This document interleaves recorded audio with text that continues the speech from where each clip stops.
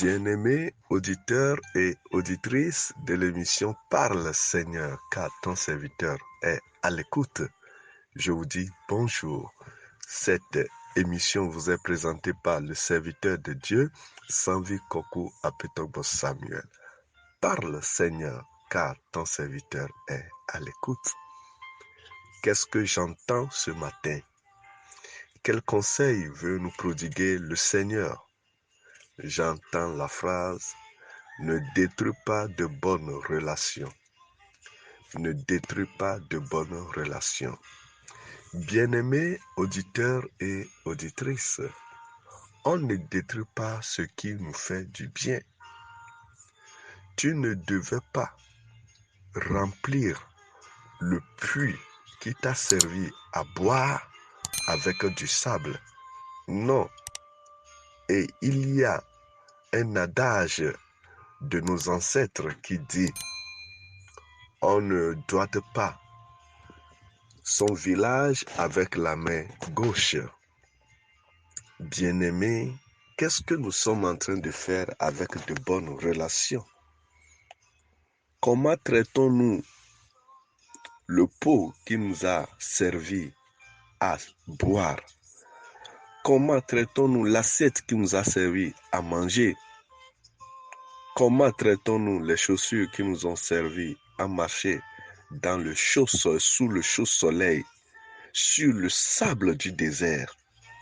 Sache que par cette relation, tu as survécu. C'est pourquoi ne la détruis pas. On ne détruit pas le bienfaiteur, mais on le garde, on le préserve, on le protège pour avoir encore plus du succès, du progrès, de la bénédiction, de la prospérité. Ne détruis pas de bonnes relations. Ne détruis pas de bons amis. Ne divise pas la fraternité, mais conserve-la. La Bible nous raconte l'histoire d'un homme merveilleux qui était une source de bénédiction pour le peuple Israël. Il s'agit de qui? Alors découvrons-le dans la parole du Seigneur. 1 Samuel chapitre 18. 1 Samuel chapitre 18, du premier verset jusqu'au 8e verset. 1 Samuel 18, verset 1 à 8. Là, il est écrit: David avait achevé de parler à Saül, et dès lors, l'âme de Jonathan fut attachée à l'âme de David, et Jonathan l'aima comme son âme. Ce même jour, Saül retint David et ne le laissa pas retourner dans la maison de son père. Jonathan fit alliance avec David parce qu'il l'aimait comme son âme. Il ôta le manteau qu'il portait pour le donner à David, et il lui donna ses vêtements, même son épée, son arc et sa ceinture. David allait et réussissait partout où l'envoyait Saül. Il fut mis par Saül à la tête des gens de guerre, et il plaisait à tout le peuple, même aux serviteurs de Saül. Comme il revenait lors du retour de David, après qu'il eut tué le Philistin, les femmes sortirent de toutes les villes d'Israël au devant du roi Saül, en chantant et en dansant, au son des tambourins et des triangles, et en poussant des cris de joie. Les femmes qui chantaient se répondaient les unes aux autres et disaient: Saül a frappé ses 1000 et David ses 10 000. Saül fut très irrité et cela lui déplut. Il dit: on en donne 10 000 à David et c'est à moi que l'on donne les 1000. Il ne lui manque plus que la royauté. Et Saül, le verset 9, regarda David d'un mauvais œil à partir de ce jour et dans la suite. Voilà à peu près un petit résumé de l'histoire entre le roi Saül et le jeune David dans le palais. La Bible nous dit ici que David fut son entrée dans le palais lorsque le roi Saül c'est le roi d'Israël, lorsque le roi Saül a vu David, il l'a écouté, alors son discours, sa manière de parler et de faire a plu au roi. Et en ce moment-là, le roi l'a accepté, l'a gardé dans son palais. Lorsque vous avez retrouvé ou bien découvrir une bonne personne, alors rapidement tissez de bonnes relations avec cette personne. Gardez cette personne, conservez cette bonne relation, car elle vous sauvera un jour. C'est ainsi que le roi David et le roi Saül a découvert cette bonne personne, cette bonne potentiel en David et l'a gardé dans son palais.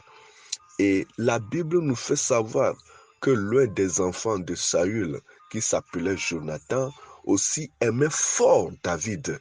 Son âme l'aimait tellement, jusqu'à ce qu'il faisait alliance avec David en lui donnant son manteau pour s'en servir. Alors, un jour, David allait et réussissait dans les combats auxquels on l'envoyait, car le roi a commencé par lui faire confiance. Lorsque vous avez de bonnes relations, il faut commencer par se faire de confiance. Faites confiance à celui en qui vous vous confiez. Cette personne que Dieu a mis sur votre route, il faut lui faire confiance. C'est pour cela que Saül a fait confiance au roi à David et lui a confié son armée. La Bible dit il le plaça à la tête des gens de guerre. Et David plaisait à tout le peuple, vous voyez. Une bonne personne est une bonne personne. Une bonne personne ne peut sortir que de bonnes choses de son cœur.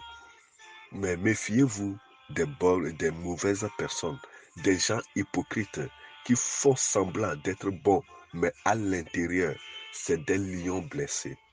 Gardez-vous de ces gens-là.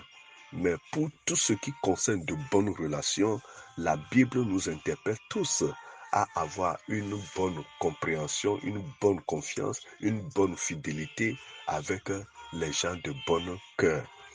Bien-aimés auditeurs et auditrices, les bonnes relations, les Anglais les appellent les Destiny Helpers.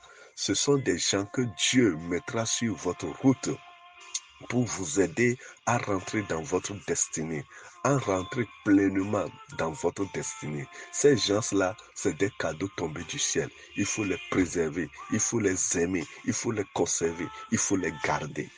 Que le Seigneur nous bénisse. Alors David allait dans toute cette confiance et gagnait des batailles pour le roi Saül.